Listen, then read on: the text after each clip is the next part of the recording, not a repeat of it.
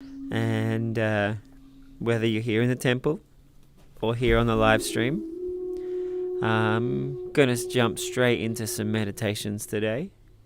And I hope from there we can discuss and explore how to make meditations better for you. All right, let's sit. And let's just start by setting the intention. You know, what's the point of meditating? If we have a clear image of why we meditate, it can make our meditation much better.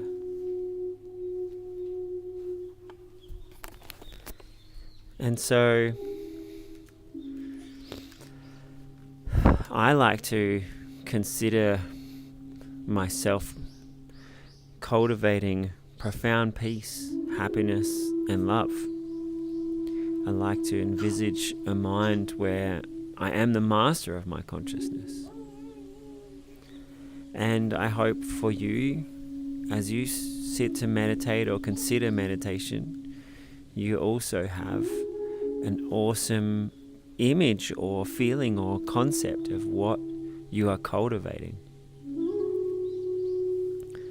As we sit to get my focus better at visualizing. Excellent. Well, I can focus on improving visualization. Absolutely. So I'll just read that to the other people. I like to meditate to get my focus better on visualizing. I'll do some extra visualization meditations today. But for anyone else, some people find visualization doesn't really work for them. I'm gonna start with some real basics of visualization.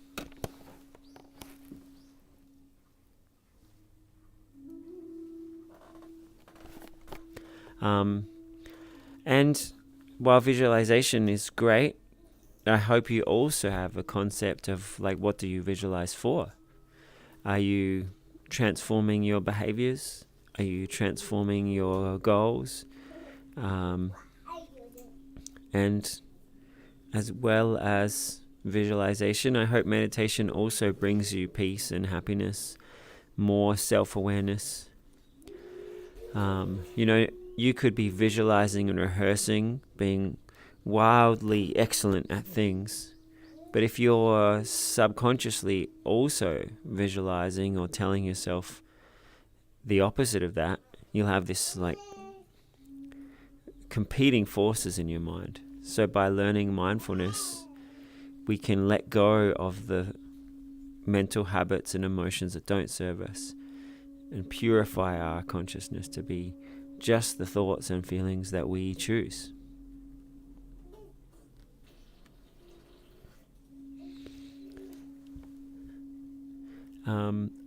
Oliver and Hello Merc are here. They say hello everyone, hello everyone, hello all. Great to have you here. The temple today is pretty quiet. So you're on. Yokai says they're more on the creative side when it comes to visualizing. Although weird enough, my creativity and imagination is out of control sometimes. Could you tell us what you mean by on the creative side when it comes to visualizing? Do you mean you can easily and vividly see and experience lots of things? Neo, can you pass the ball to Rhea, please?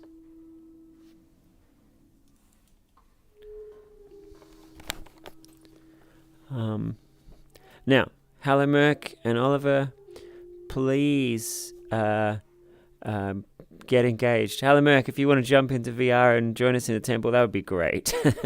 I always love having more people in the temple. And Oliver, please jump in with as many questions and comments as you can. Okay, Kai says they have a lot of imagination and it tends to affect their sleep. All right, well, I'm glad you said that. So I'll try to make today's meditations around improving visualization as well as relaxing and sleeping better, deeper, more stillness.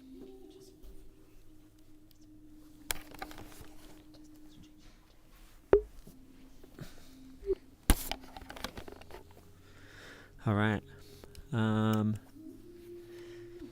Here we go.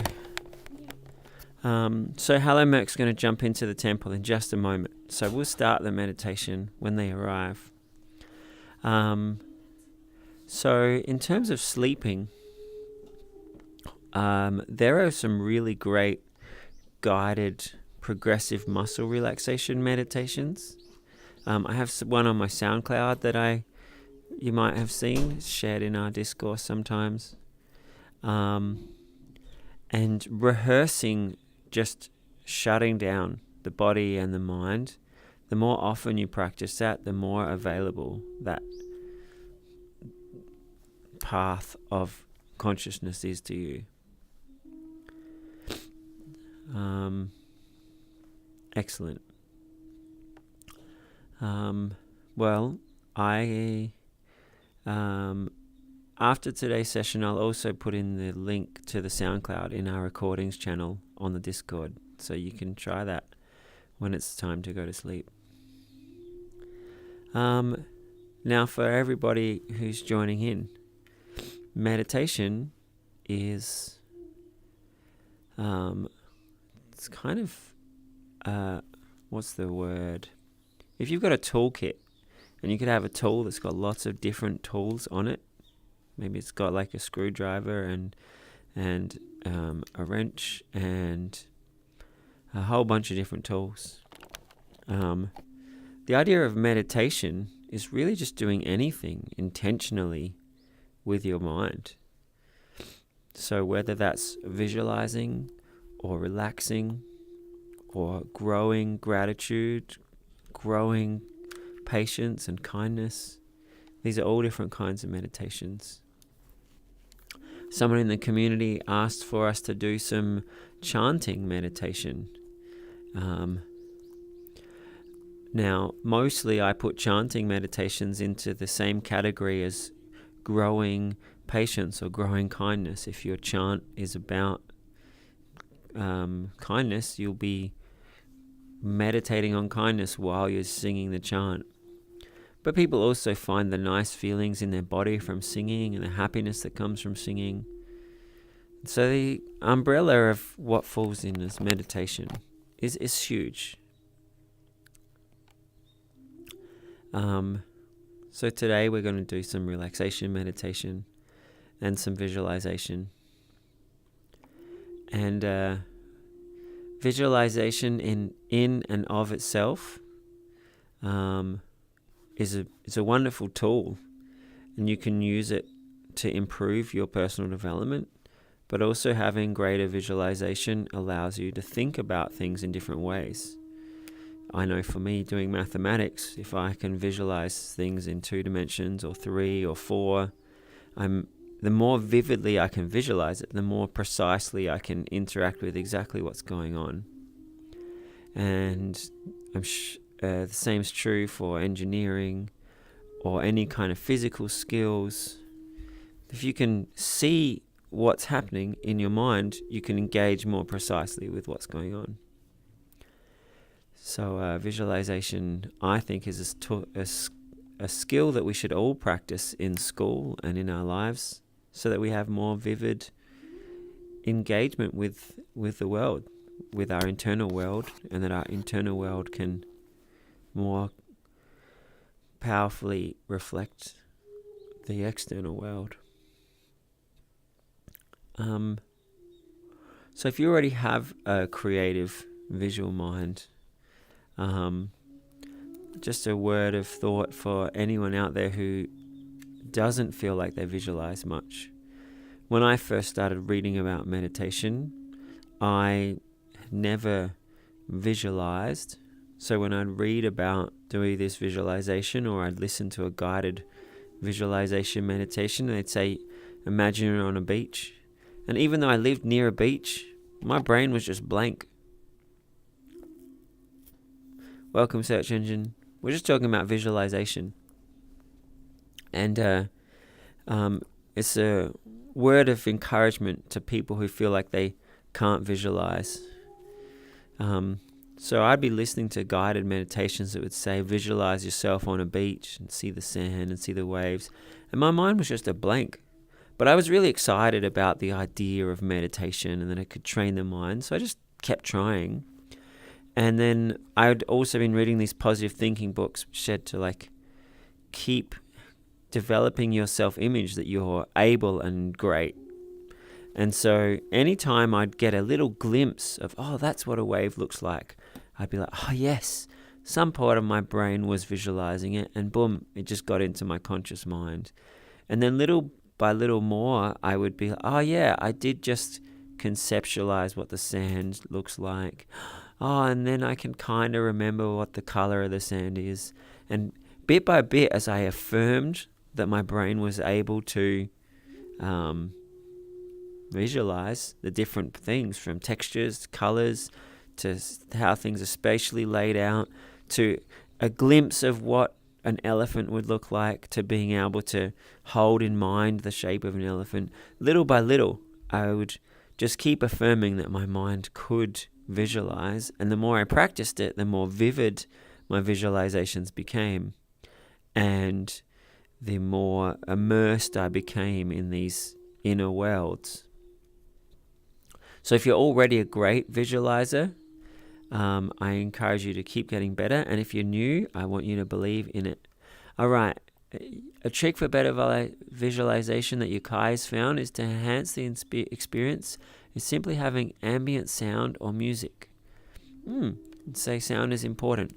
Well, for years I meditated without sound, but it's definitely good to know that ambient music can be beneficial to many.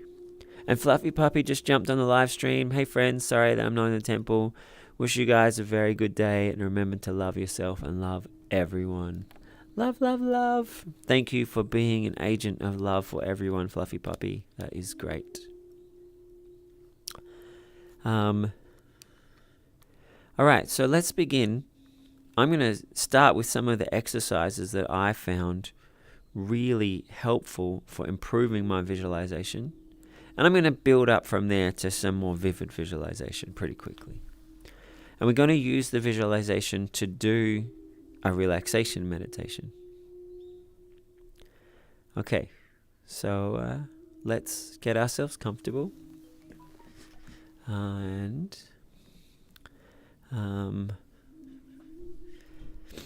welcome. We're just about to start a visualization and relaxation meditation. So you're right on time. So I'm just going to wiggle my toes. I invite you to do the same. Wiggle my knees, my legs, wiggle my fingers. Get comfortable in my chair. Just check in with yourself. Close your eyes. Move your shoulders around. Move your head back and forward, up and down. Just move around a little to be aware of the body, and then to let the body settle. And with our eyes closed, our visual mind is left entirely with itself. Maybe you might see some light on your eyelids, but mostly your visual experience right now is either darkness or whatever your visual imagination creates. And as well as your visual mind, there's also your hearing mind. You're hearing my voice. You're probably also hearing some thoughts. If you pay attention, you'll hear your next breath.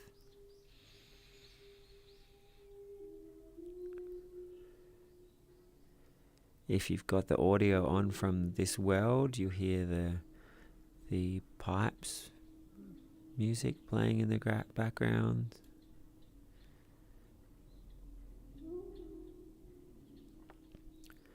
And there's other parts of your consciousness too. You can probably feel the cushion that you're sitting in. And now that I've brought your awareness into feeling, maybe you also feel your clothing. Maybe you also feel the temperature of the room.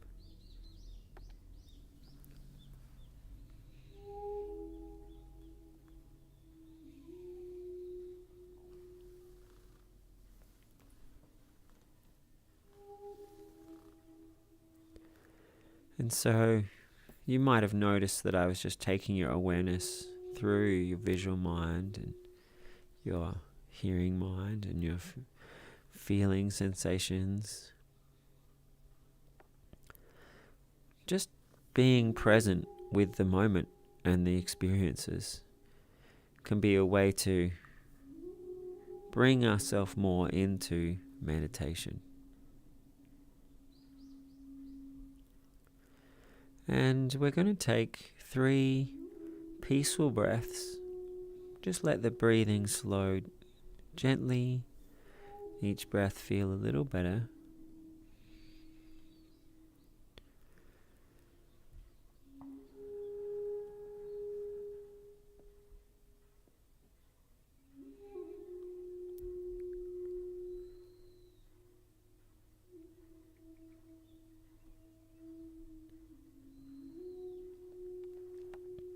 And many people find that by just focusing on the breath, it's a settling into meditation.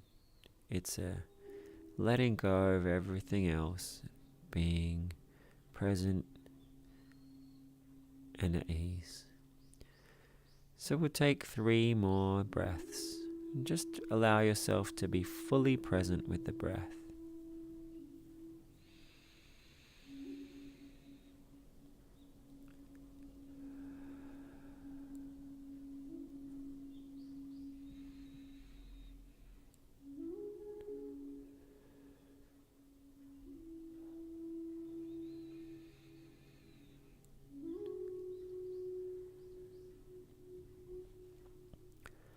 Next, we're going to practice some simple visualization. If this is simple for you, I invite you to try and do it as vividly as possible. And if visualization is something you have not done much of, I invite you to be encouraging for yourself.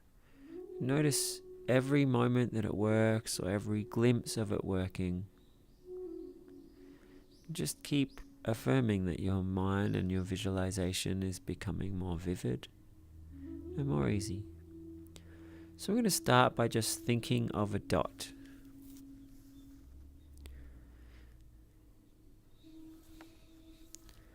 Just imagine that there's a dot floating right in front of you.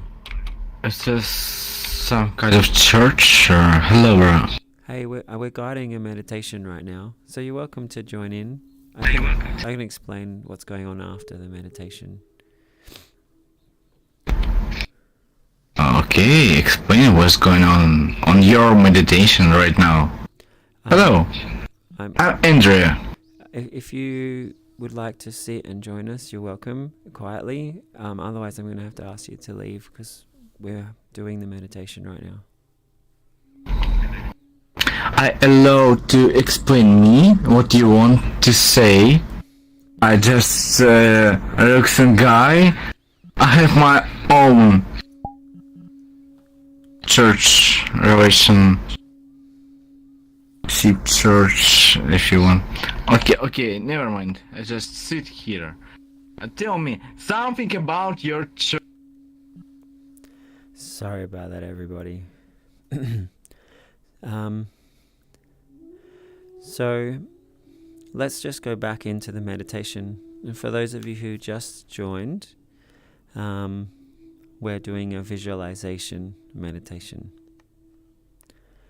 So I invite everybody to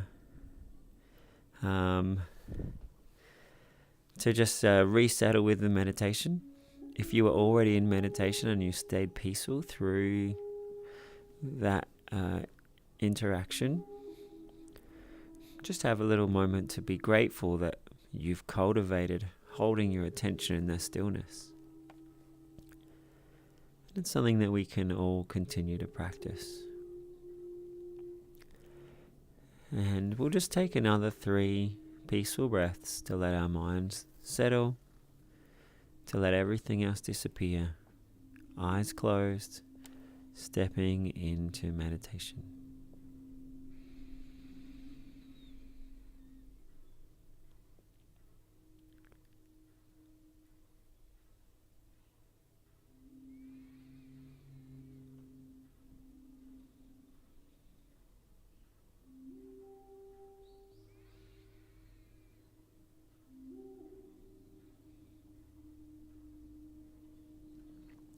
Now we're going to practice these visualizations.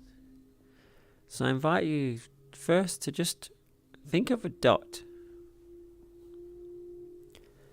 Now maybe you thought of a single point, or maybe you imagined a dot of a certain size. Maybe your dot had a color. Maybe it was just the idea of a dot, or maybe you saw the dot in front of you. Just think about how you thought of that dot. And next I want you to imagine that dot moving and drawing a line.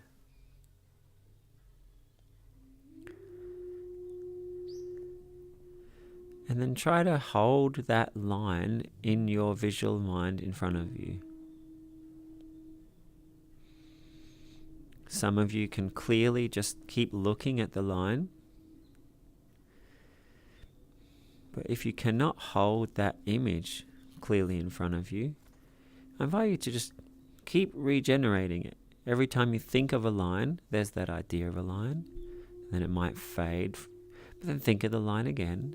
Think of it again. And try to lock in your consciousness on the experiencing of seeing a line.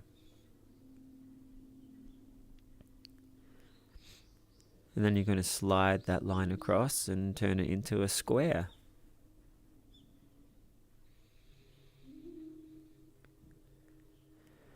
And as you look at the square, watch it change color.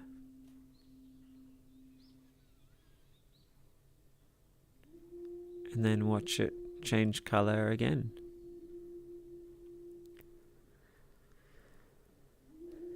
And then you're going to take the square and turn it by 45 degrees.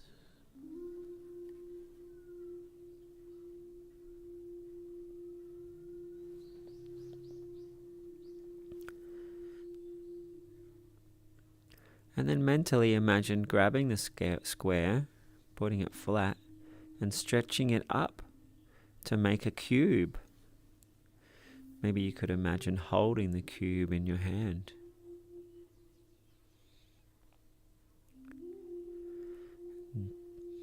Turning the cube around to look at it in different angles.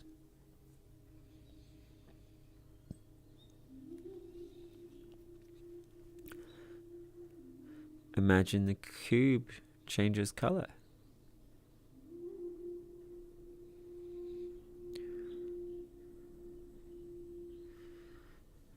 And imagine that each face of the cube now becomes a different color.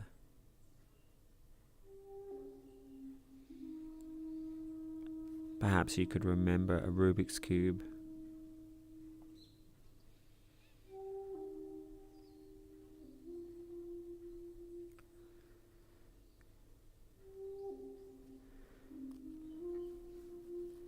And so I invite you to say to yourself, my ability to visualize will keep getting more vivid. The colors brighter, the lines more defined, the sense of space more experiential. I'll keep visualizing better and better.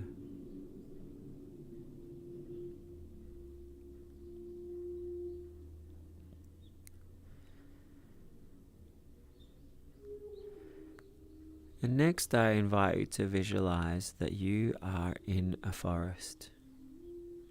You can hear the music and the birds. And so it's the kind of forest where you might find some music like this.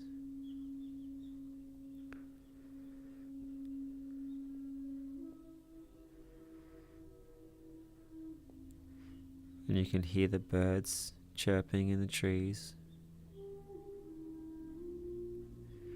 And as you look around at the trees, you enjoy the different shapes of the branches, of the trunks.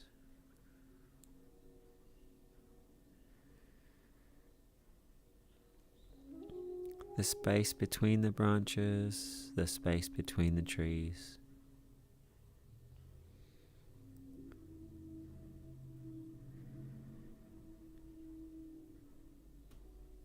One of the trees captures your attention, and as your mind mentally draws the outline of the whole tree and sees the bark of the tree, the colors and the texture,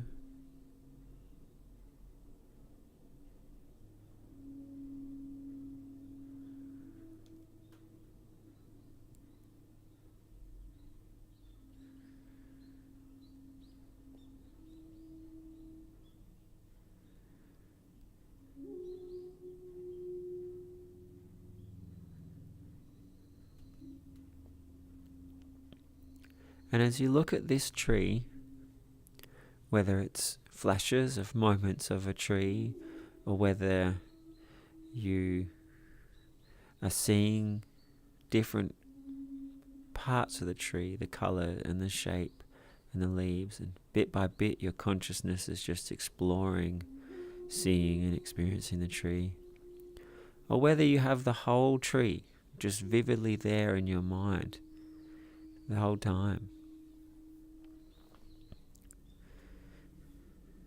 Whatever your experience is, imagine taking a dial of vividness and just turning it up a little bit. And then a little bit more. If you were visualizing this tree more vividly, maybe the colors get brighter, maybe the textures get more felt, maybe the shape of the leaves more defined.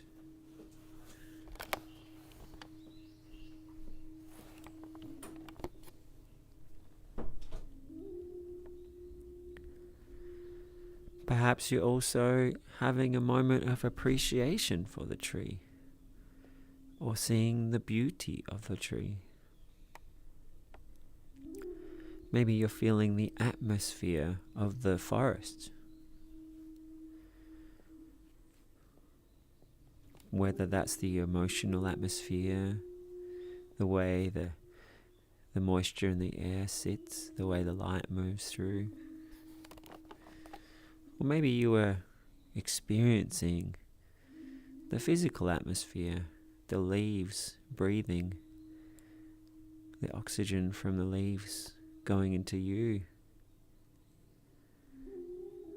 the carbon dioxide that you breathe out going into the tree. You're physically interconnected. Maybe you were experiencing mentally that inside the leaves, the chlorophyll was catching the light and creating energy for the tree, and you could see the fluids moving through the leaves and through the bark and the entire system, how it works, its immune system, the cells growing. So many ways to experience and see this tree. Perhaps you were feeling the size and the weight of the tree. Maybe it's a tree that is unshakable. If you were to hug it or lean against it, it would feel so rock solid. Or maybe it was thin enough that you could lean on it and it would give a little bit of bend. And you could feel the flexibility and the strength of the branches.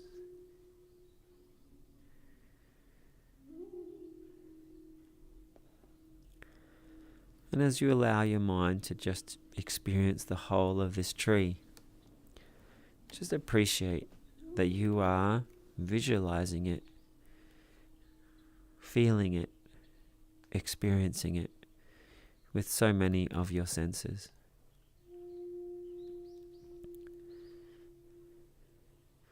And that your inner senses will become more and more vivid every time you practice them.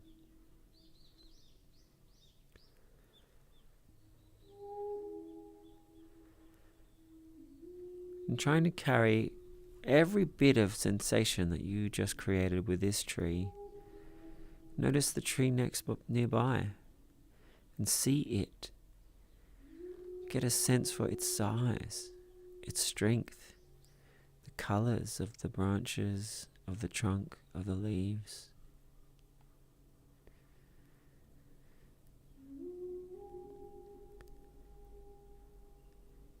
In whichever ways you experience this other tree, just let yourself experience it. Maybe you notice the little nest and feel the beauty that it is somebody's home.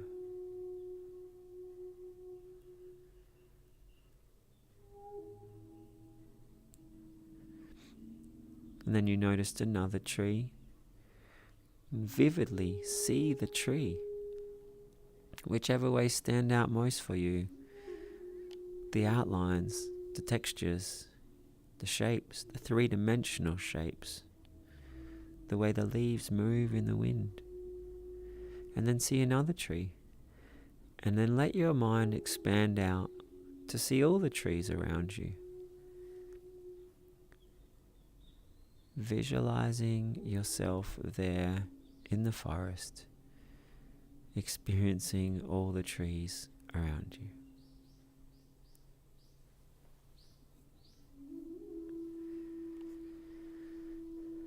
Feeling the atmosphere, the way the light moves through the trees.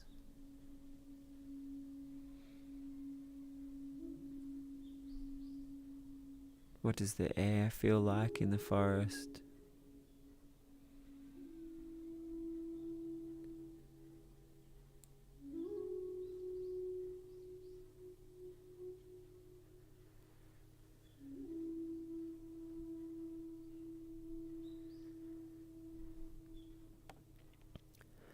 And you notice that you're standing on a path.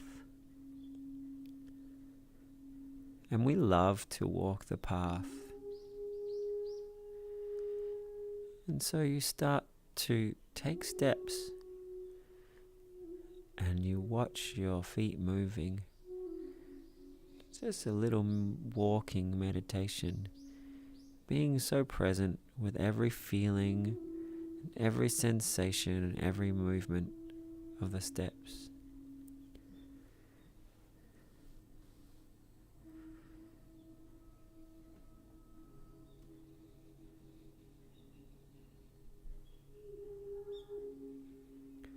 And you see the trees moving past you as you move past them.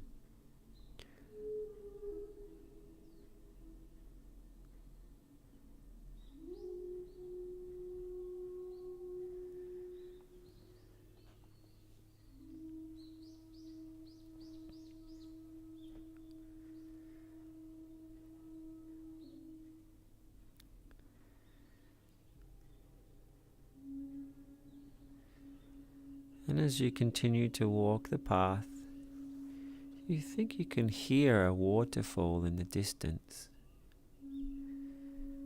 And you can continue to walk the path as you watch the trees and you watch your footsteps. The deeper you walk into the forest, the deeper we walk into meditation. Walking the path as a walking meditation, but also walking that metaphor, walking the path as an idea for practicing enlightenment. Right speech, right attention, right effort, right action, right meditation. Practicing walking the path with each moment.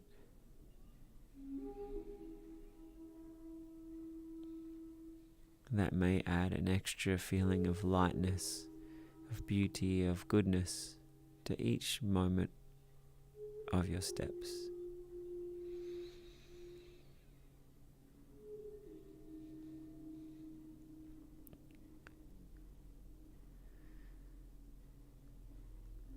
And you notice that the waterfall is getting louder, and as you turn a little corner, You see that you've found a small cliff.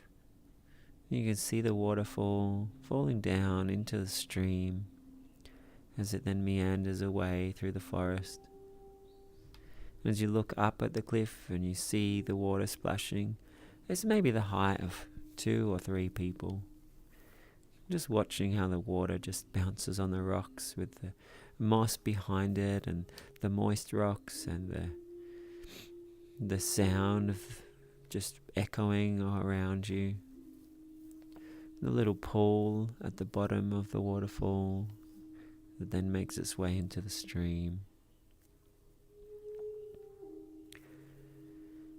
And it's such a beautiful place. And as you look off to the side, you notice other people must have also appreciated the beauty and tranquility of this place. As you see, someone has made a little altar. Someone's brought in a statue of an enlightened being sitting in perfect peaceful meditation. And there's a little place to sit and meditate.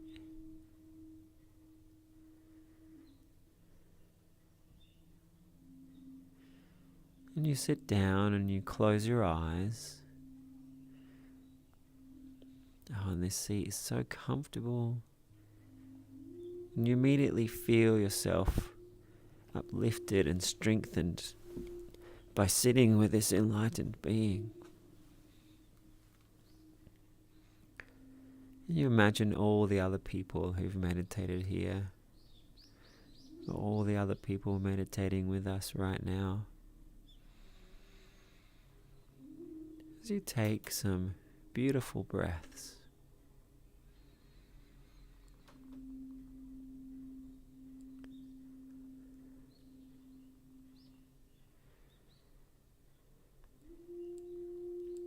You know, in life, so many different thoughts and feelings and reactions can be in our consciousness.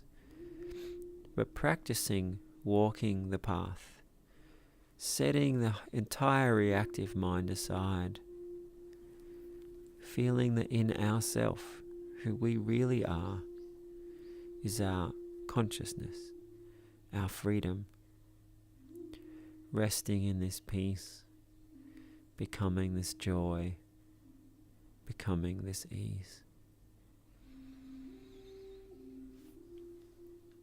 You just breathe and give yourself more and more moments to just be your enlightened self.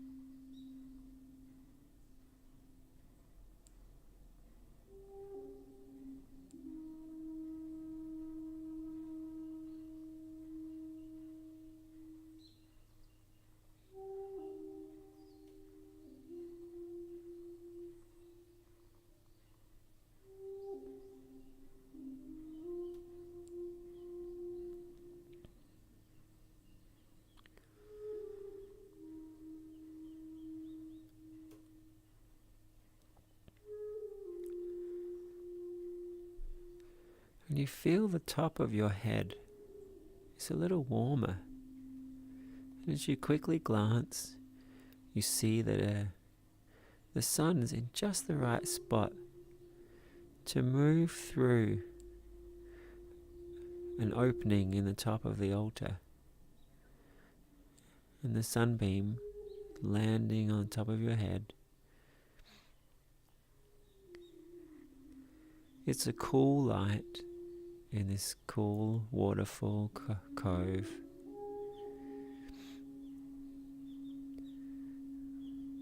But as you feel it on the top of your head, as you see it on the top of your head, you feel the light.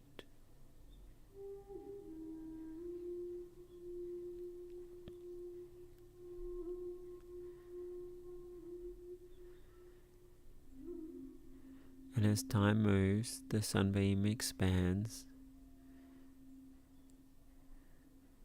and also moves down across your forehead and across the sides of your head. As you visualize the light relaxing the top of your head. Some people also like to imagine the light flowing through their head, through their brain, like every single path in their brain is stepping into the light.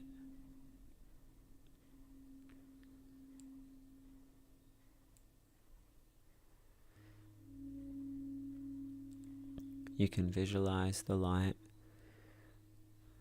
on your eyelids, your eyebrows, your temples, the tops of your ears, the backs of your ears,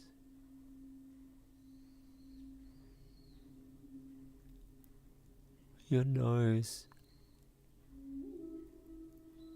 Everywhere that the light touches is soothing, relaxing. It feels warm. It feels good.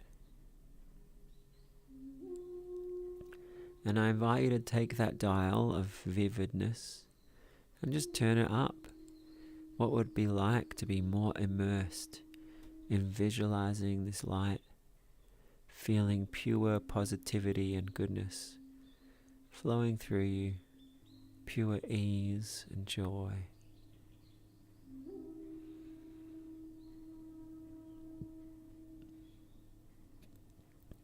And you visualize the light moving down further to engulf the whole of your ears, and your jaw, and your mouth, your lips, your tongue, the whole of your brain, the back of your head.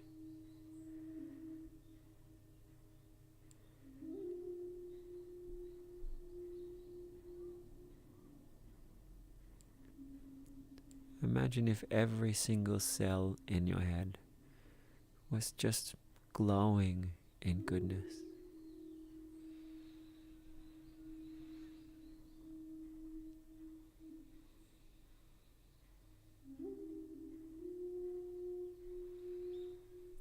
And as it continues to glow, we'll take 3 deep breaths as we let it feel better and better.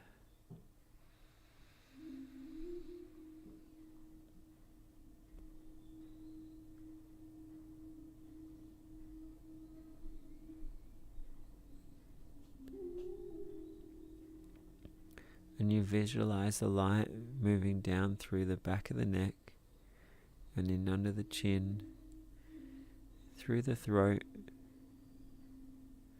through the spine, noticing all the sensations as a soothing light moves through your neck.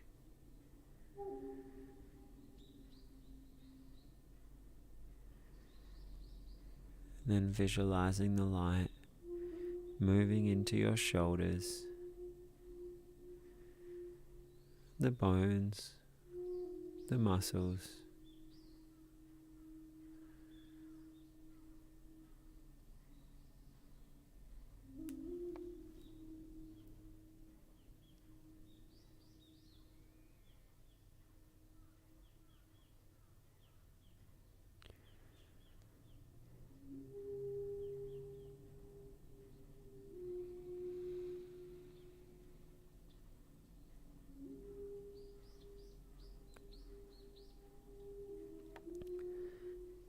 and I invite you to notice whatever's going on in your consciousness right now.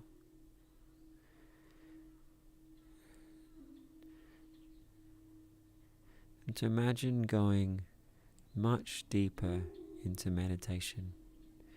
What would it be like for everything to just disappear except for this light, and except for this beautiful positive feeling?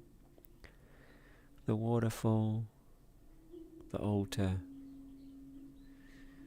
the majestic forest around you. Each breath more immersed in filling yourself up with light. As you breathe deep, you feel the light through your shoulders. And every breath you take, every moment in this goodness meditation, you feel it transforming you.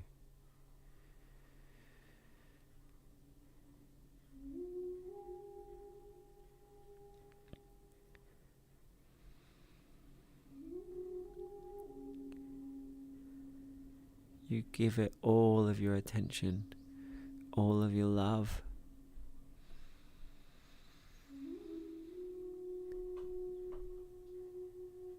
And then as you breathe even deeper, you feel the light expanding into the muscles in your chest. As the light and the breath bring nice sensations into the muscles in your chest. In the tops of your arms, you feel the light flowing through your armpits and into your shoulder blades.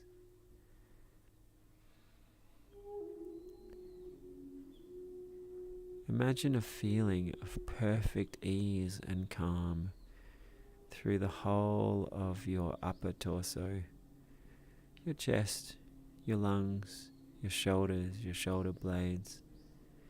Everything feeling so good, with the next few breaths feeling even better and better.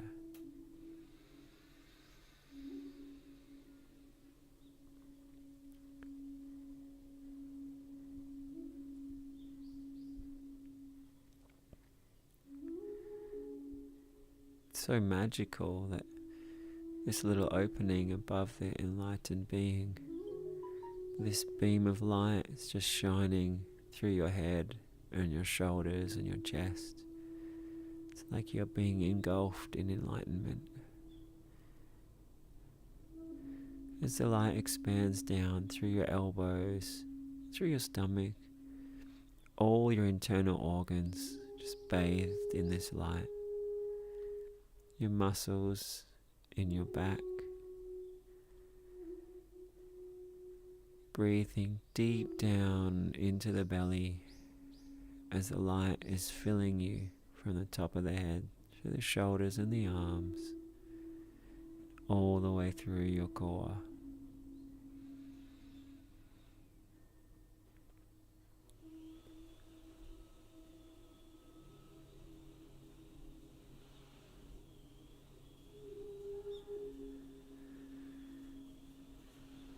The light expands down through your hips, through your forearms, through your legs, and through to your wrists. And you just watch as the light permeates down through,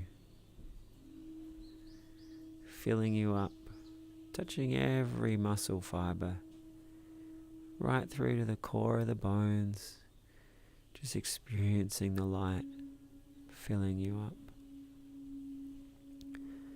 And feels better and better. And you take that vividness dial and you crank it up even brighter. You take the positive feeling dial, you turn that up.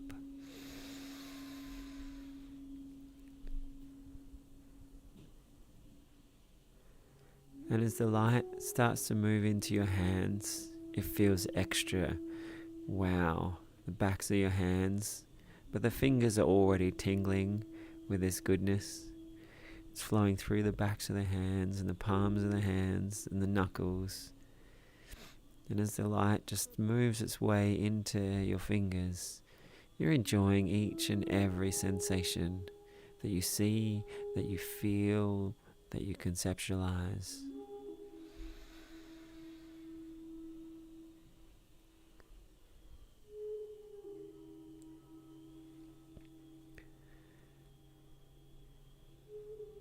And the light moves through the knees, through the lower legs,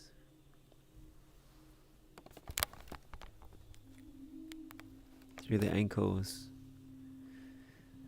the tops of the feet, and the toes, and the sole. You feel your entire self immersed in this light.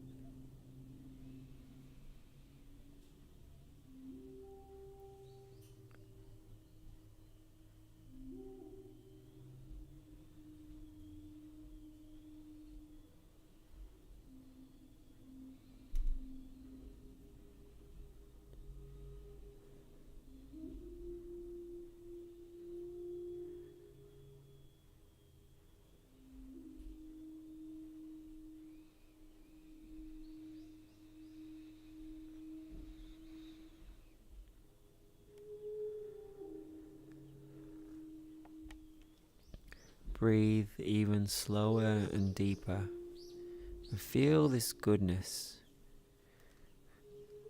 going more powerfully through your whole self.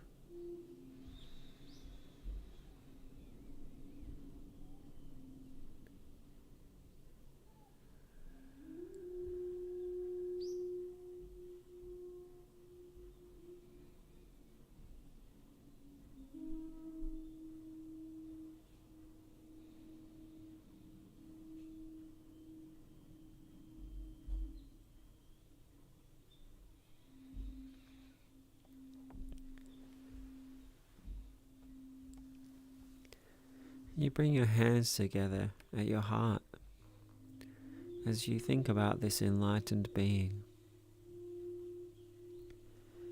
And you bow to this enlightened being with such love, gratitude, and you realize that this enlightened being, it's inside you. You're just bowing to your real self as you stay wrapped in this light. Feel this positive feeling flowing all through you. Just continuing to bow, honoring the awesome within you, shifting your awareness to always come from this place, to always think of yourself as an ocean of tranquility, as a creator of states of peace and bliss, self-awareness.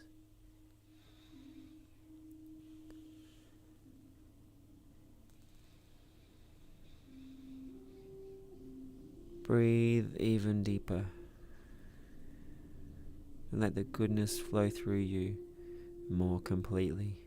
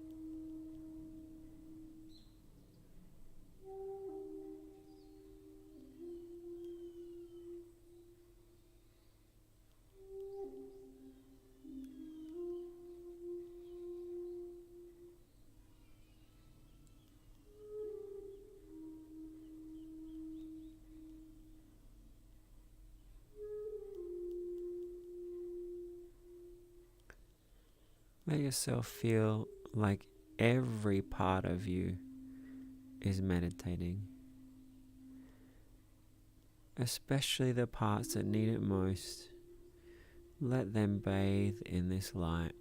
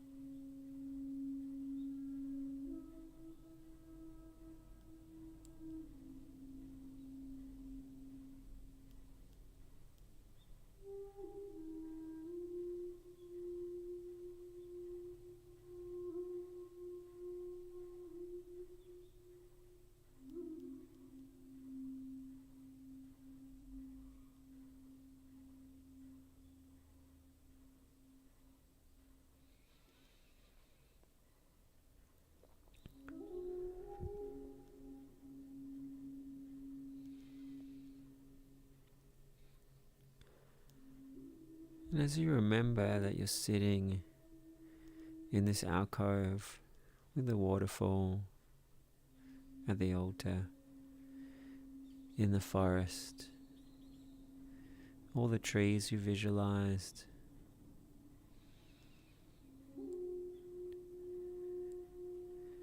you remember that you're also sitting in the Shoshin temple, and you feel the people you're meditating with. You try to imagine and feel the positive sensations and cultivations that each one of us has just shared.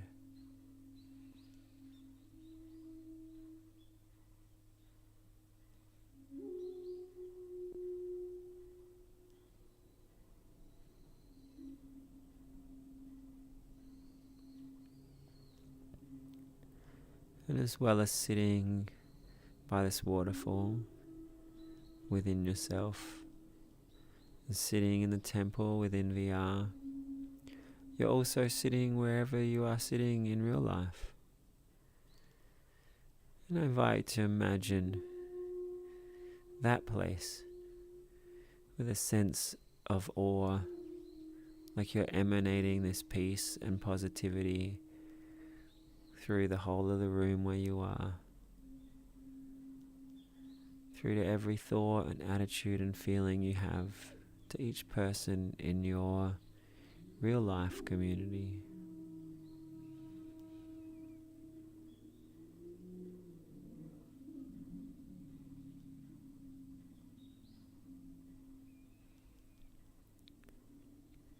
Actually, instead of calling it your real life community, it's the physical life. Our VR life is just as real.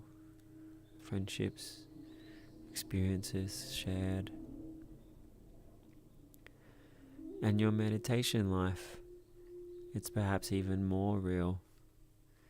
The things you cultivate for your consciousness that will be with you for the rest of your life.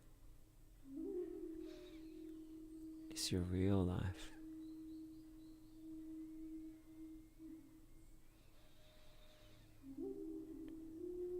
We'll just take 5 deep breaths to finish the meditation as you let yourself appreciate how special cultivating positive consciousness.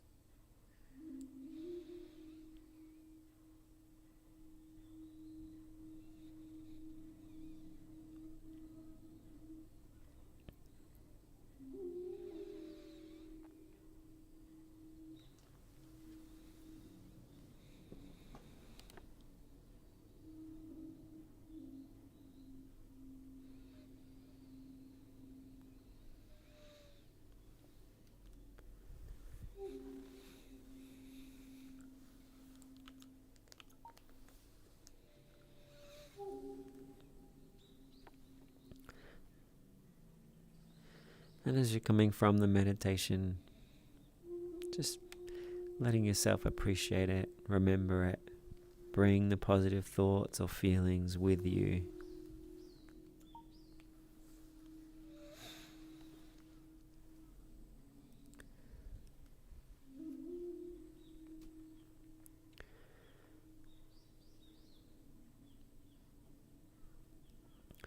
I just want to appreciate that we're all here sharing this together. Franch, Niska, Fluffy Puppy, Hello Merc, Oliver, all of you out on the live stream, it's great. Search Engine Pops, it's great to have you here regularly. Yakai, it's great that you've been coming regularly recently. Fence, such a pleasure to have you back after so long. It's so good to see you. Nova Grey, it's good to have you back as well. Conscious Buddha, just returned from a retreat. Here you are in the temple with us. Such a joy to share this all with you, all of you.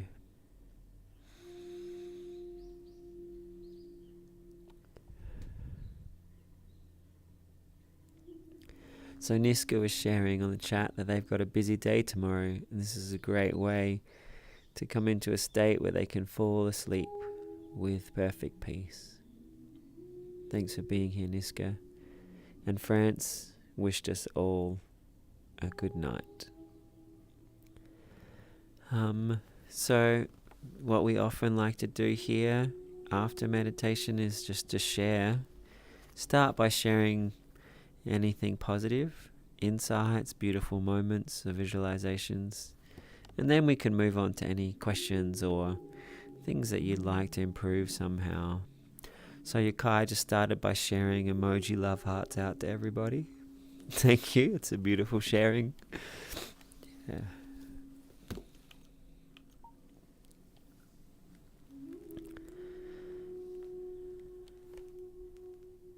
So if you're out there on the live stream, and I'll type it in on the phone chat, it'll be easier. Okay. Wait, is that chat that I'll see in VRChat?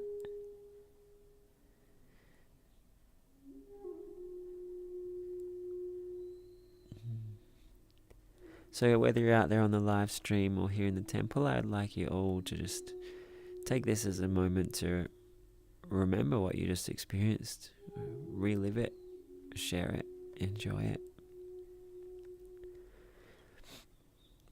One of the reasons that I like to start with sharing all the most positive aspects is that it helps us stay in that meditative state for longer. We kind of swim in the positivity that each other shared. But also it's really nice because when you finish meditation, if you reflect upon it, all the good things that happened and all the things you learned, each meditation will have more of those good things and the skills you learned will get better. Search Engine, you had something you wanted to share? My meditation was great because yesterday, I was extremely sick and I'm recovering today, feeling a whole lot better. But the nice thing about this meditation is that I got to like really feel my body today, and it kind of just reminded me on how grateful I am for how hard it works every day for me to keep moving and, to be here right now. I found that to be a beautiful thing that I discovered today. Wonderful. Thank you.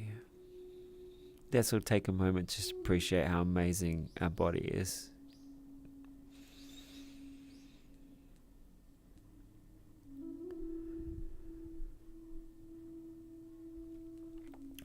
Yukai shared, I really like slowly making the cube at the beginning. At some point it became a pulsating cube to get me back on the focus. Wonderful that your own self-guided meditation was drawing you more into the meditation. That's so good to hear.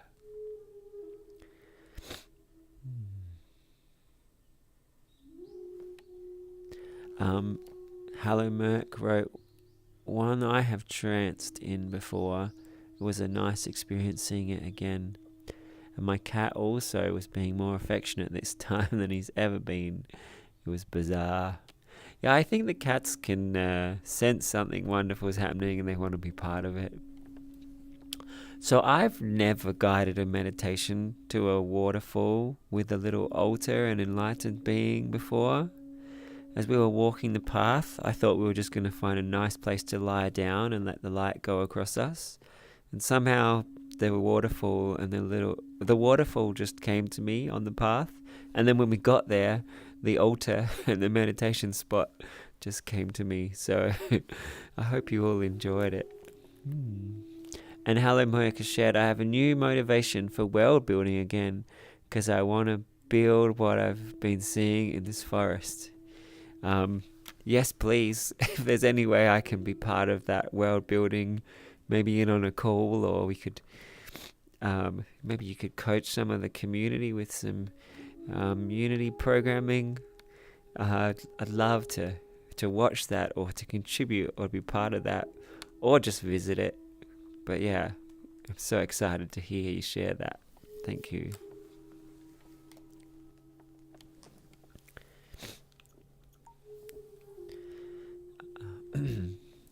You guys wishing Nova good luck on the project.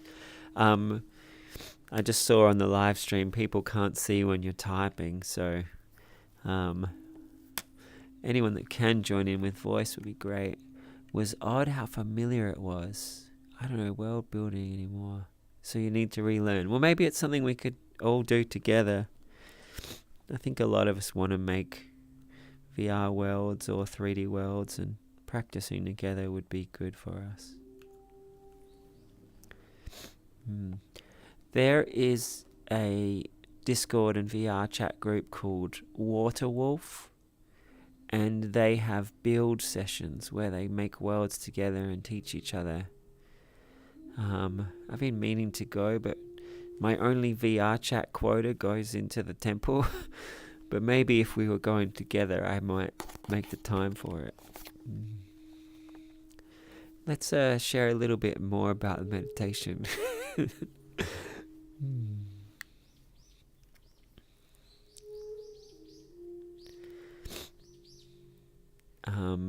Fence, it's great to have you back. Love to hear how the meditation was for you. Yeah, it's good to be back. I got in about halfway through, and I'm a little have not meditated as much as I would have liked for the past year and a half or so since I've been here.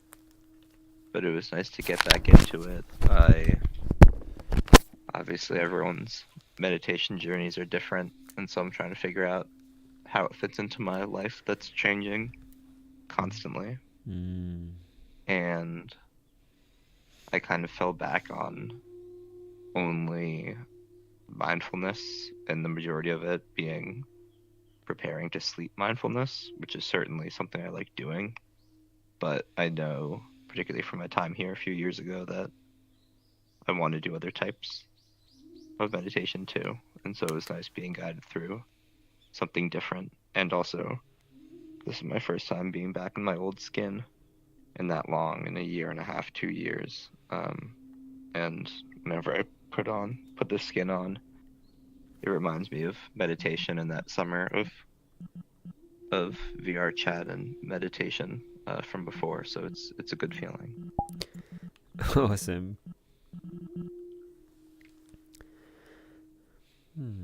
Well, I hope you keep sharing meditations here with us.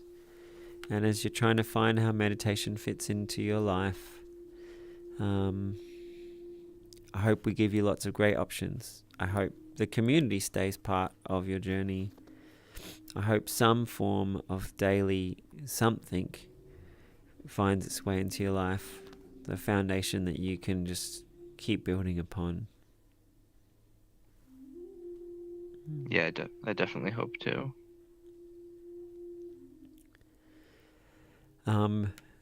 When we were just bathing in that light, I was remembering the metaphor of walking the path. Vince, I think you joined us just as we were sitting down in the alcove. So before that, we did a walking meditation, and I talked about how not only are we practicing walking meditation through the forest, but the idea of walking the path is also a metaphor for the journey of people's meditation journey and the path of goodness, practicing right attention and right effort and right speech and right action and right meditation, cultivating an enlightened mind, just walking the path. And so as we were sitting there bathing in the light, and I was sort of feeling that, hey, this is a wonderful part of walking the path, this beautiful feeling and this ease and this goodness. And I was just soaking in the goodness, feeling that permeate through every part of me. I hope some of you or all of you had something similar soaking up that light, and that whatever that goodness is then makes its way into all your future meditations and all your future thoughts and contemplations and moments and everything.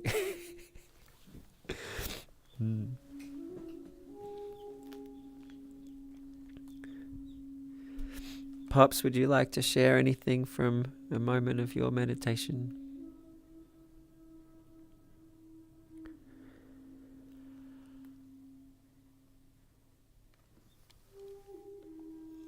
That's okay.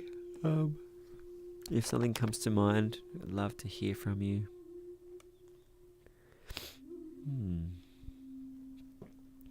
All right. So next I'd like to ask if anyone has any questions about the practice. Maybe there's something you would like to have improved, or something about how to take the practice into each day in your life, or maybe there was a harder moment, or maybe you have a question about the theory, whether you're out in the live stream or here in the temple. Let's search engine. I have a question about learning to stay still. I have a very hard problem with learning to stay still within my meditations. And that can break me out of it very easily. It's a great question. And I'm not sure how to go about it. All right. There's many things that can help with that. One is helpful whether we're talking about like physically moving, or the mind moving a lot, or the mind moving a little, is that we are practicing noticing and coming back into the stillness. Every time you do that, it's a win. So I hope that you envisage the more that you practice stillness, the more stillness will be available to you. If I remember early on in my meditation journey, I'd want to move a lot, and every time I'd stop myself before I had really done it and go back into being still, I felt like, yeah, I've got a little more stillness in my body. And the next time I'd start to notice it before I'd lifted my hand all the way. And then I'd notice, I'm starting to think about moving my hand, and I could stop it before I moved it. And the same thing is true with movements of the mind. You might have noticed yourself thinking for a minute or two, and then you come back, and then you do that a few times, and then you can catch it within a sentence, and then you can catch it halfway through the sentence, and then you get to a point where you notice that your mind's even thinking that it's going to think about something. And so just the more we practice stillness, the more we have the stillness. The more we're able to notice as the other stuff's arising and just decide to come back into stillness. Like the more I physically and mentally like check myself back over time, that will help me learn to stay more still. Absolutely.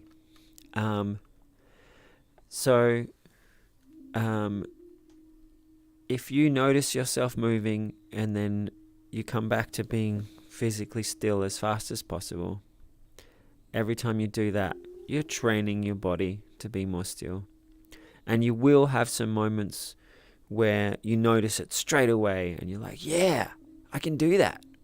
And as soon as your brain like knows it can do that, then it does that a lot more. And then you will also have those moments where you're like, I'm thinking I'm going to move my hand, and you catch it before you even do it.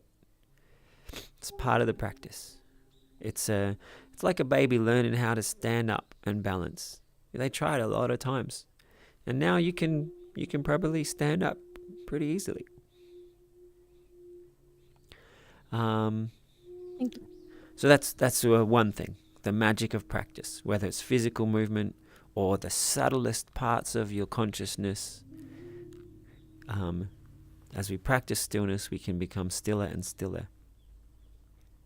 Now, I want to emphasize that beautiful stillness. There's a lot of meditation schools, they've even given up on the idea of stilling the mind because, most of us are not there.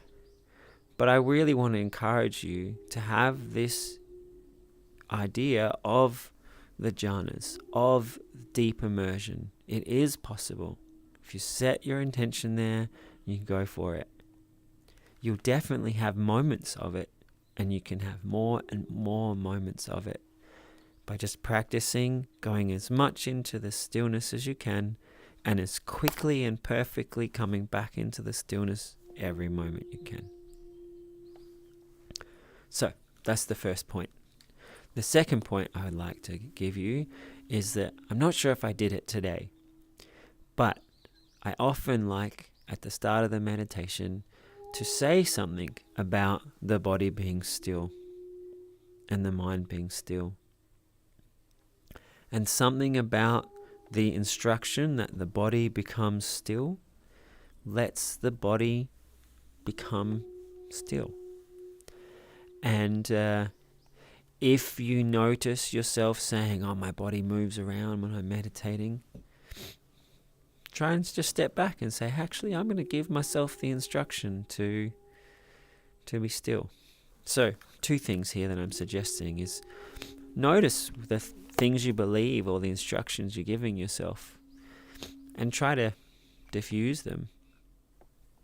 And also, intentionally give yourself some awesome instructions. Hey, wow, what if my body was so still I just forgot about it and I was like off in meditation land? Wow. Yeah, buddy, you're gonna do that. And say it to yourself and imagine it. And like, I was just putting the feeling into my voice. Like, feel into it. Give yourself this idea before you start to meditate. So that's the second suggestion. Talking to yourself like it, or some guided meditations will intentionally give suggestions that take your body there. And likewise with our mind. I like to give suggestions that I hope take you into deeper immersion and more enlightened states. And you'll see different guided meditations have different suggestions and you get different results from them. So stillness from practice, from noticing, from the suggestions you give yourself, both the ones that intentionally and the unintentional beliefs or things you say to yourself. Give me a moment just to find what else I'd suggest about stillness.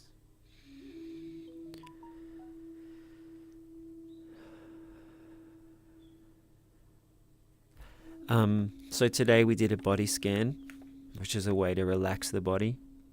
There's also progressive muscle relaxations where you tense up and relax. Can be very good for supercharging, just relaxing the body. If you just sit and start focusing on the breath and you don't do some relaxation, with practice, boom, you can just go straight into it. But doing something to like catch your mind, settle the body and the mind first can be really helpful.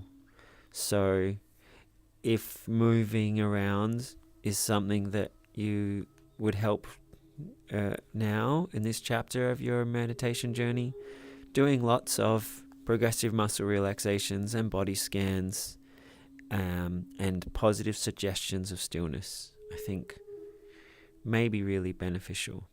And if you find that's beneficial, great. But if you find you're focusing on the body moving more, just like forget about it for a while and focus on some of the other bits of meditation. Is that good for now? Yes, that is. Thank you. You're welcome. Nova Jenny?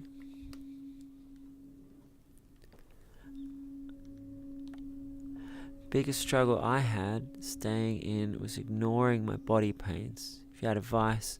Alright, that's a great question and it relates to Search Engine's question. I mentioned early in my journey that I'd want to move and I'd have to notice it and come back into stillness. I had a similar thing with when I wanted to itch or if my back was hurting or some other thing. Some schools will tell you, hey, just move. Adjust your body so that it doesn't hurt. And that's good advice. In the schools of meditation that I've found most beneficial for me is where we're going in for stillness. So everything is just a sensation. Whether it's a pain, whether it's a sound over there, whether it's a thought you just had. And if you're just coming back into the breath, back into the stillness, it's just part of the journey. And the pain, I know how that's like, it wants to catch your attention. You just keep coming back into the breath, whether it's 5 times or 50 times, and then suddenly the pain is gone and you're in the breath. You're like, whoa, I overcame it. You can think of that. It's like it's a superpower. I've just trained my brain that my consciousness is bigger than a pain. And then in the future, pains in the body, they're just a sensation. They no longer have that intensity because you've learned how to make your attention more powerful than them. Now, in today's meditation, we weren't doing single-pointed focus. We were visualizing, we were going on a journey. So how you respond to those physical sensations in this kind of meditation, I'm not going to say you have to sit through the pain in this one. There'll be times when I'm saying we're doing single-pointed focus. I want you to try it. Try and do it. But yeah, just that idea that your consciousness, your mind power, could be bigger than any subtle body sensations or even pain, that can be great. You're like, whoa, that's possible. Yeah, I could be a brain ninja. Yeah, that may be motivating and exciting enough that next time you feel a pain, you just get this like rush of like, I'm more powerful than that.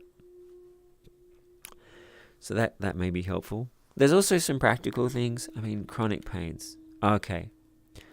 Yeah. So progressive muscle relaxation that I mentioned, tensing up and then letting go. It's like superpowers, this like letting go and relaxation. Some people with chronic pain find that it just overcomes the pain. Many people I've coached who've had chronic pain, doing that, tense the hands really hard for 20 seconds and then let them go. Wow, my hands are relaxed now. And then you do the same thing with the arms. And then you let it go. And you're able to like explore through the body and tense up. Let's say you've got a pain here. You can tense up all the muscles around it. And then that bit might hurt a little bit, so you relax that bit off. And you find which muscles and which ways you can tense up. And then you just let it all go. And then bit by bit, you've gone through and let the whole body go into this trance. And your body not only gets a chance to feel less of the pain or none of the pain for a while, it's perhaps learning how to hold itself differently, or the nerves are perhaps learning how to respond differently to the pain. So you can learn to retrain either out of the pain or to minimize it. I mentioned earlier I'm going to share the sleep meditation on my SoundCloud. That is a progressive muscle relaxation, supercharging into relaxing the body. I'll put it in the recordings channel after the class. Try it a bunch of times and let me know how it goes. And then as for you're just doing any random meditation and the pain starts to grab your attention, it can be okay to stand up and start doing the meditation in standing meditation.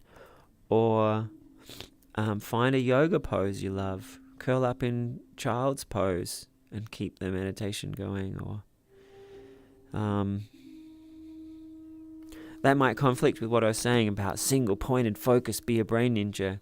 There's times for that, and there's times to go into beautiful love meditation, or to enjoy the waterfall and just, curl up in a little pose that you love. Find something that you know is comfortable so that your imagination can be free to do other things. You can have one time and another time. That's fine.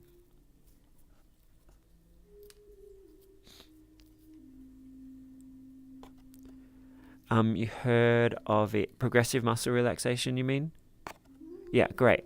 I'm looking forward to hearing how it is with all of you who try it. Hey, and thanks for these great questions. I always say that the more real your questions, the harder or engaging your questions, the more a chance I have to share the experiences I've had, the learnings I've had, and the more a chance we all get to keep it real, make it like brain training, meditation, is a superpower, and it can overcome pretty much anything. And really giving it a chance to do that, that's what I'm excited about.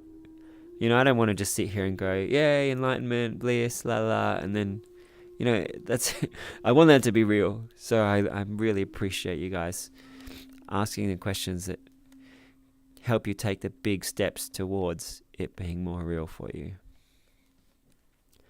Fence, you had something? Yeah, I actually have 3 unrelated questions. Let's do one at a about time. Meditation. All right, the first one was kind of about the different types of meditation. And I remember you saying something years ago about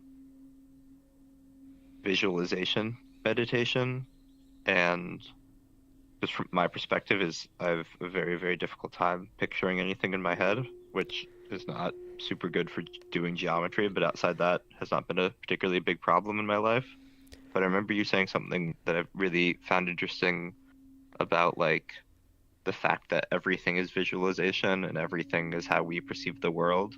So if you know what I'm talking about, could you talk about that again? Because I wanted to hear it again and I can't remember the specifics. First, I wish you'd been here for the start of the session. We talked a lot about how some people don't visualize much, and we did some beginner exercises on visualizing. So you may want to go and rewatch today's class, because the 20 minutes before you arrived was all about some part of that. So yeah, I was saying that the more we practice visualizing, like we started with just a dot today, and then we drew a line and a square and then a cube, and then we spent a long time looking at a tree, just seeing the lines and the branches, and then we kind of leant on it to feel how strong it was and the textures. So little by little we engaged different parts of our mind to be able to strengthen and learn to visualize. And some people, they're like, yeah, I'm in a forest. I'm totally in a forest. And it's as real for them as being in VR. And other people, they're like, oh yeah, I guess there's an idea of trees around me. Oh, the idea of being around trees is maybe nice. Oh yeah, I can think of a leaf. I can think of 2 leaves. The idea of seeing 100 leaves, no, I can't really see it. But I'm going to just hold the idea of 100 leaves and just trust that my subconscious will, whoa, oh yeah, I get the idea of 100 leaves. Yeah, maybe next time or 10 times from now I might see it a little more. So you kind of just nudge your brain more and more in that direction. And yeah, I was saying that when I first started meditating and we were told to visualize stuff, I saw nothing. But little by little, I just got more of it. Or, you know, if someone said, imagine an elephant, I'd be like, oh, I can't see an elephant. But for a moment, I could think of an elephant's head and its ears and its nose and its legs. And I was like, oh, so some part of my subconscious is visualizing an elephant, but consciously I only kind of glimpse little bits of it. And then the more I acknowledge that somewhere inside of me is visualizing it, and the more I practice doing it, the more I could consciously hold until, yeah, right now I can see an elephant. Oh, actually right now I can kind of see his head, all of his head and his nose. I imagine patting him, and my brain's kind of just giving glimpses of his whole body. And okay, now I can see the whole of the elephant. I see him walking around and turning around. I kind of have to like fire it up because I haven't visualized elephants much lately. But yeah, when I was doing visualization meditation every day, after some months, it was more vivid than real life. So that's my response to the first thing about how much we can visualize. If you want to practice a lot, you can get great at it. And even if you don't, if you kind of affirm each time you have a good moment, you'll get more and more of those good moments. And then as to the question of me saying like everything is visualization, I don't remember the specifics. Was I saying that your brain has to see everything that you think about, like you think in words, but another part of you also thinks in images? Or was I perhaps saying that whether it's visual or whether it's conceptual or emotionally, I think this is what we said. Everything you do and feel is following some kind of instruction. Like whether you visualize, I want to apply it to some situation. Let's say we're thinking about playing soccer. And whether you visualize how your foot moves and how you kick the ball, or whether you feel the emotion of kicking confidently or kicking embarrassingly, or whether you conceptualize the ball moving around the players, or whether you feel it in your body, like however you're rehearsing it, it's some kind of mental construction that then guides what you do. So everything you do and feel and think and visualize, it's your own internal programs. And people say visualize kicking it better, but you could also conceptualize kicking it better. You could also practice what it feels like in your body. You don't even need to visualize it. Maybe you need to have an idea where the ball is, but you can just feel what your body would do as it goes up to kick it. So in terms of training, it's not just the visual visualization. There's all the other aspects that we can rehearse. And I just gave an example of kicking a soccer ball. Some of you might see how that can then relate to everything, but let me give some other examples.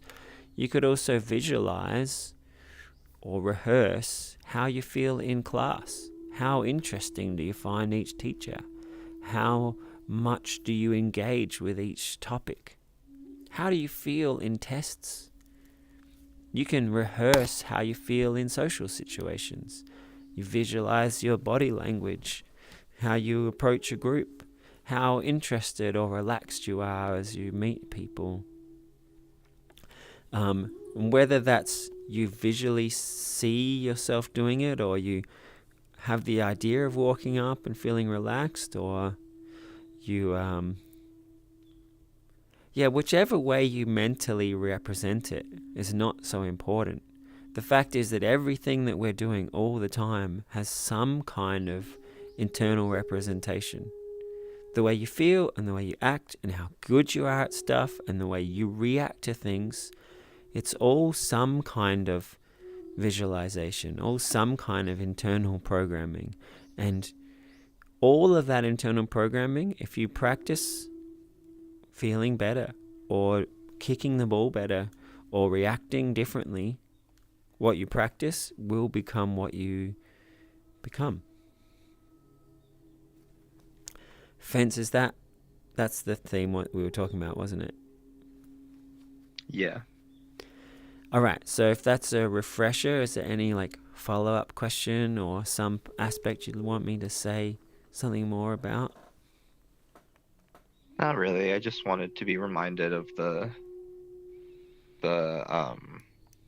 idea of everything that we do has a visual representation that goes along with it, as well as the fact that you could practice and rehearse for and prepare for things in the mental space, and that's almost as good, if not better, in some circumstances. Now, just to clarify, I'm not sure. Oh, see you next time. And I'm not sure if everything has a visual representation. My understanding is that, I'm an animal, and my eyes and my body are engaged with everything I do. So even if I'm not visualizing, I think our subconscious still has a visual idea of the world and an emotional and physical representation. I've met people in the last 2 years who say they have no visual life, and they've had psychologists research them and say yes, they have no visual inner life.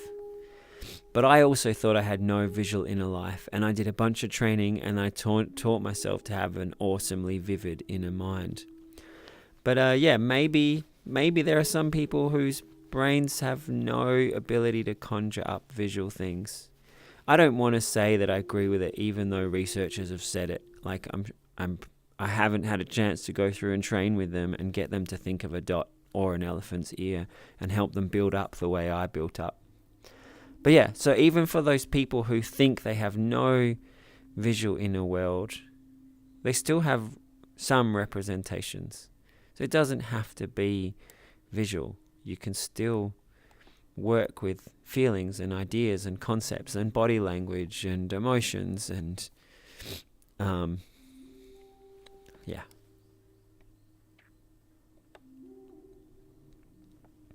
And the second question, and I apologize that I'm asking so many specific questions. No, I love it that you do. Fence, I would really encourage you to watch the start of today's meditation, where it was a practice of making just visualizing was a practice on making that more vivid. And then 2 weeks ago... Yeah, and I remember doing that before with you, with the dot and the line and the square and the cube. No way. That's the first time we've done it since then. Magic. Just a coincidence, I guess. Yeah. So you could watch that again and do the practice again, not just the idea of it, but actually do it and do it every day. And then 2 weeks ago, we really focused on the idea of rehearsing a lot for transformation. Cool. So next question.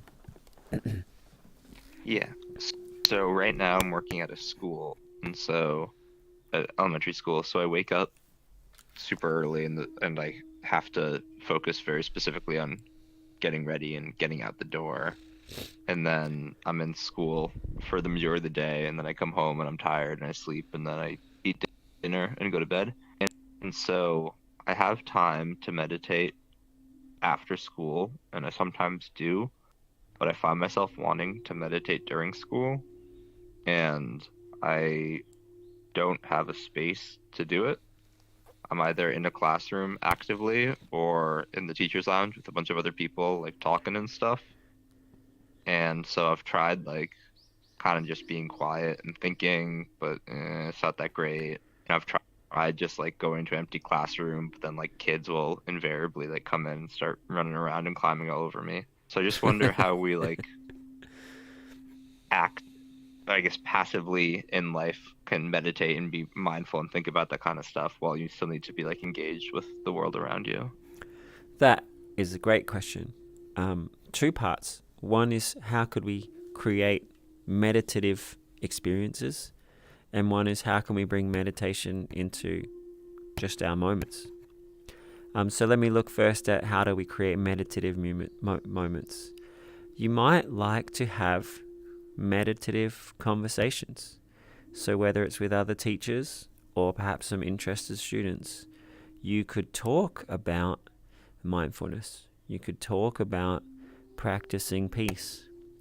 And you would probably find that if you just describe it for a minute or two, you've talked yourself into a kind of meditation.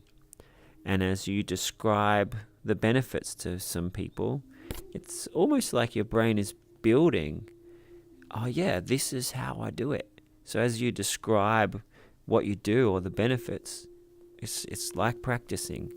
And you also got to share it with somebody else.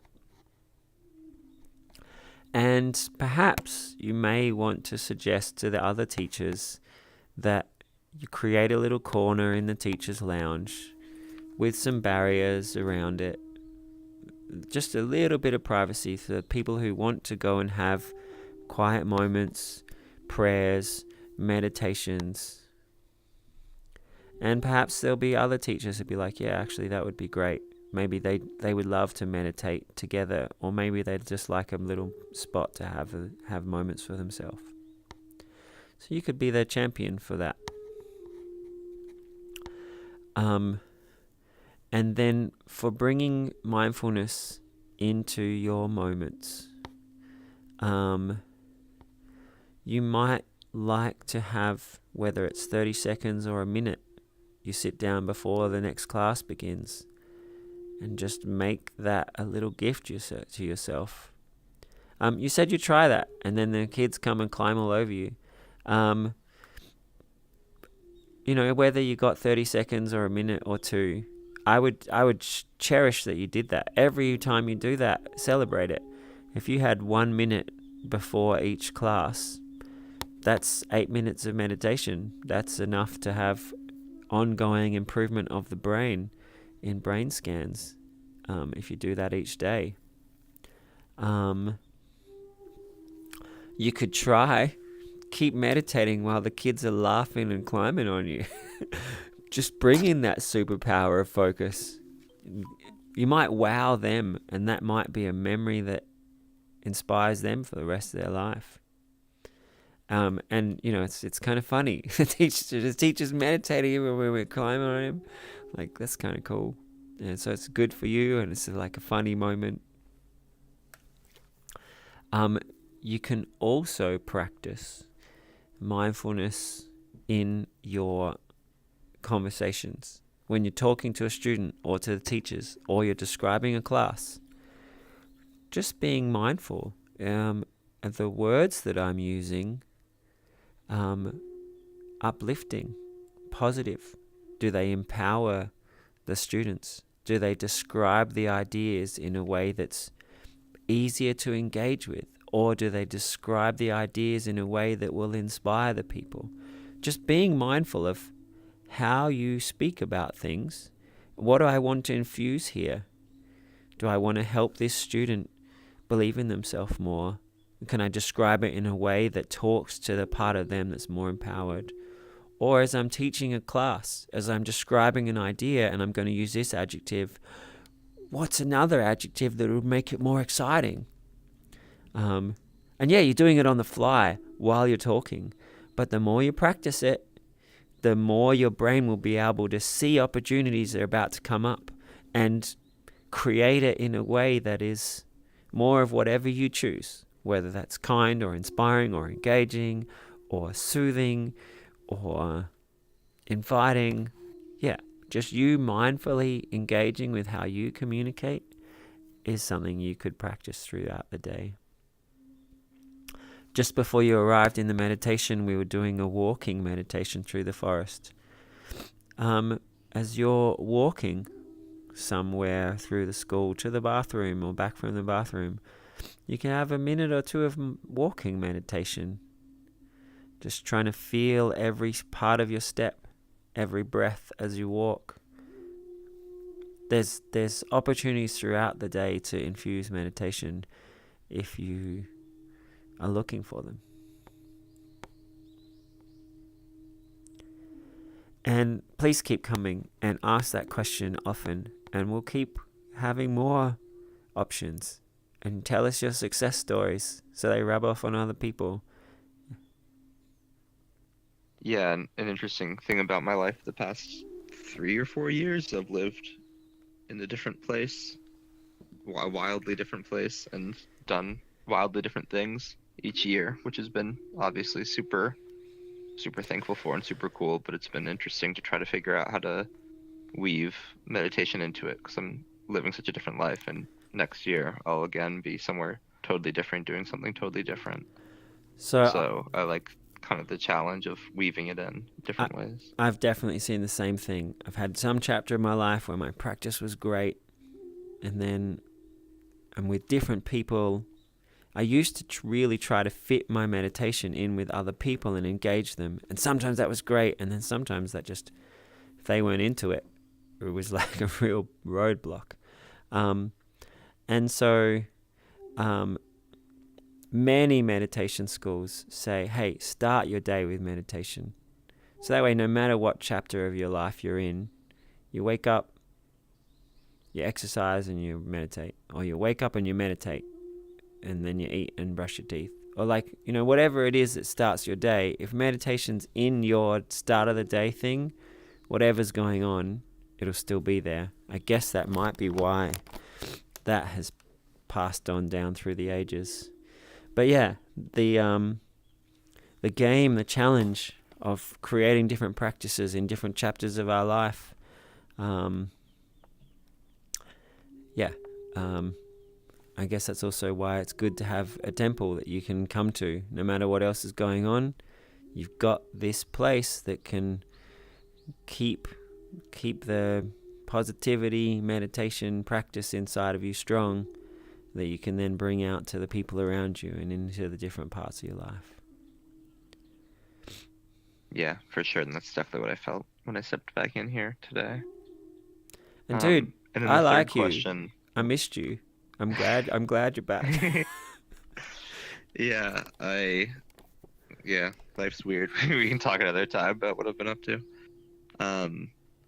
The third thing was, this is I think a little silly, but I feel inclined to ask it anyway, is I do really like going to sleep meditations and like calm before falling asleep. I find that to be the most convenient time, and I really like those, but I'm afraid that I'm gonna become reliant on them to fall asleep.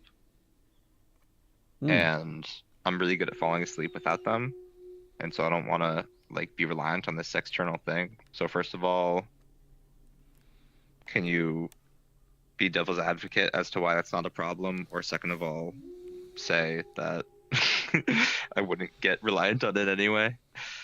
Cool. So I am a firm believer that what we keep telling ourselves, our brain wires up. I've never heard of someone who was reliant on sleep meditation. Everything I've seen is that the more people do that, the better they just learn to pass out when it's time to sleep. I listened to sleeping meditations every day for 6 months, and now my friends laugh at like when I say it's sleep time, I'm out. Like my friends notice like I can just fall asleep anytime. But the reason I said I'm a firm believer in what we tell ourselves is that, hey, anytime you notice you're saying, oh, what if I become reliant on it? Like you ask yourself, well, is that the kind of thing I'd like to have in my brain? No. What do I want to tell myself instead? Like, I love sleep meditation, and I'm learning how to sleep even better every time I do it. Training myself to be able to get into bliss and peace and deeper relaxation and deeper sleep. I would encourage you to just tell yourself that, or some variation of that. Anytime you notice that other thought, interject it, practice the ideas and the feelings you want to have. That makes a lot of sense. All right, so Amaza has just said they think it's time for finishing meditation. I got to be out of here in 8 minutes. Hello Merc was adding that the lounge suggestion is great and that you could technically meditate during any activity through practice. And that's true. If you bring mindfulness into drawing on the board, you bring mindfulness into playing sport, you will have more mindfulness. If you bring compassion meditation into every conversation you have, you'll have compassion meditation. You can choose to bring awareness or intentionality and practice that and cultivate it in everything that you do. And yeah, many meditation teachers say that is the end goal. That mindful, meditative intention, you bring it into every moment and everything. So thanks for that suggestion. Hello, Merc. And even if you aren't practicing throughout the day, I think just that idea of like, wow, a mind that is always meditatively awesome. It's a nice idea for all of us to entertain. I think that will shape your consciousness and where you're going. One pitfall that I've seen is there are people who are like, hey, I'm just meditating all the time, and then they don't go into deep meditation, and then I think they're missing out on something. There is a beauty of the stillness and the peace and the power that you can go into. So, yeah. Fence, did you have something you really wanted to say or ask? I think it really is time for our quick closing meditation. No, I actually gotta go like right now, so Oh. I'm all done. Interesting sound effects. Great to have you back. I hope we see you again. And for everyone else, we got 5 minutes. I'm going to guide a very quick meditation that I'm then going to turn into our dedication. I'll combine our closing meditation and our dedication. So I brought my hands to my heart without even thinking about it. So how about we all do that? Bring your hands to your heart. Close your eyes. And just take a few deep breaths. And I invite you to try to infuse into the breath maybe some gratitude, maybe some wow, maybe some envisaging of infinite compassion, of perfect mindfulness.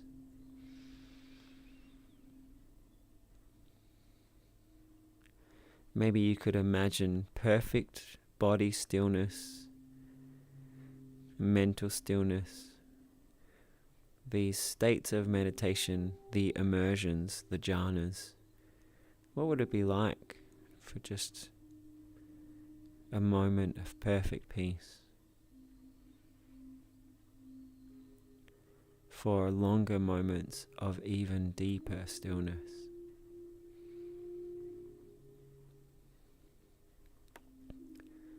For your core, for your foundation, for you to be pure stillness. And that from that freedom, you then get to choose compassion, happiness, joy, confidence.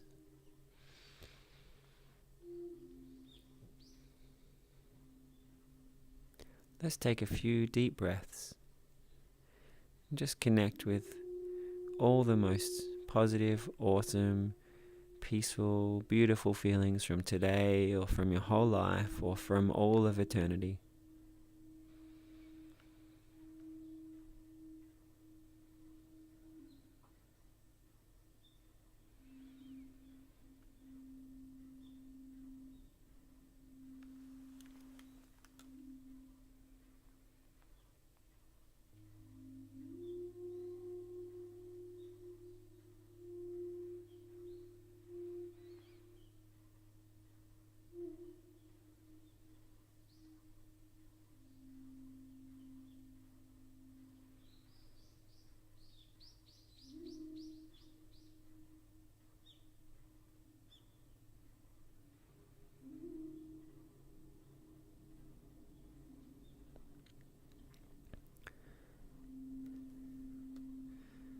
How precious it is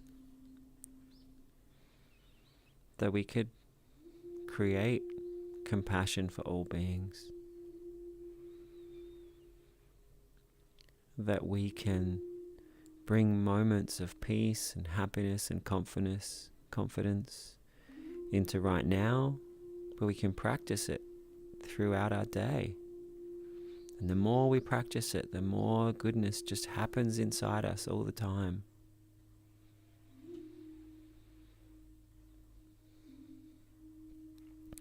Think of those millions or billions of people throughout history that have worshipped meditation, have been in awe of enlightenment. Wow, how amazing and precious is goodness. It's a light in the world.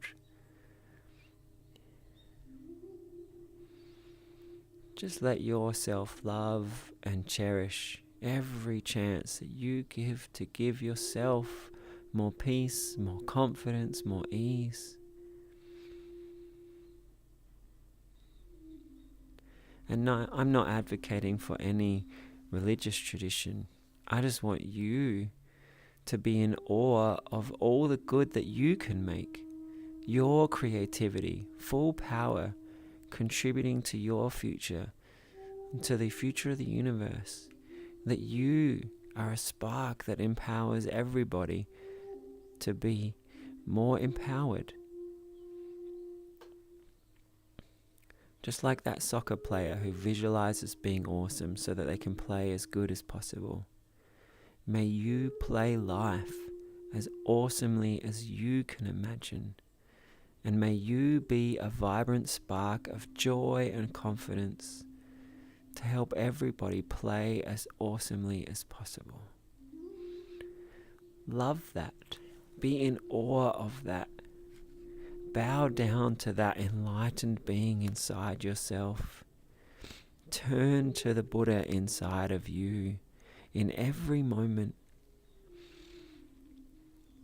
See that enlightened you as ease, as joy, as creativity, as wow. And give it the time that it deserves every day to go deep into those meditations and feel that power. And also to turn to it throughout the day, in each moment, your wisest self, your best self, your happiest self. Just give it the love and the attention and the joy that you deserve.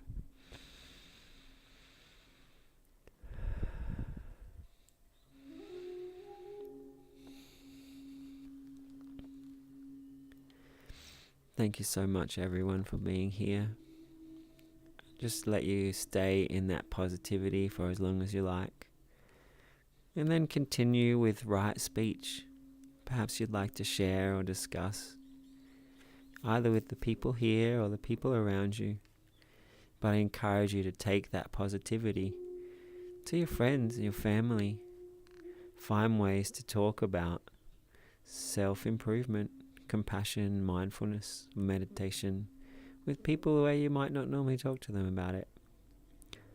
Bring whatever positivity and awesomeness you can to all your conversations. Thank you for being here. Thanks for being my friend. Thanks for being our sangha, our community of encouraging enlightenment and awesomeness within each other.